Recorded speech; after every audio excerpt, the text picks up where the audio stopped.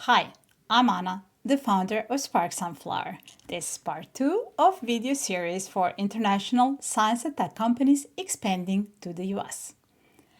I want to talk about something that does not seem like a big decision, but can really have huge ripple effects later.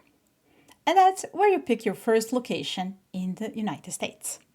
When I joined Nanotemper, we picked California. Naturally, I live in California, and one of the co-founders loved San Francisco. But most of the interest and our first customers were on the East Coast. So for 2 years, we spent a lot of time traveling back and forth.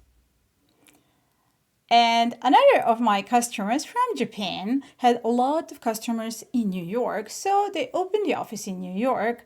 But for their employee, that was a very expensive place to live because they were placing an employee from Japan, so the employee lived in New Jersey. And suddenly, they triggered tax obligations in 2 states. With every new employee living in a different state, you trigger something that's called Nexus, which means you have to register there, you have to follow certain rules, you have to collect and remit sales taxes, etc. Doing business in the United States and selling is like working with 50 countries, not just one. So, where you pick your location, it affects not only taxes, but also where you can find your customers, where you can find the talent you need, how easily your team can travel around the country, and how friendly rules are in the state that you pick.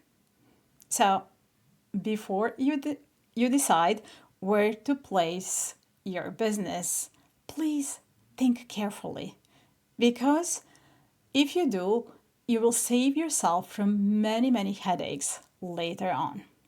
Of course, you don't need to have all of this figured out, but ask yourself whether this location supports the kind of growth we want to have.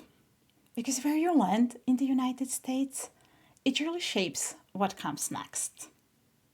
And the next time, I talk about how to get your first hire in the US. Because you need someone who can grow with your company, not just fulfill a role that you need at the moment. Until next time, bye.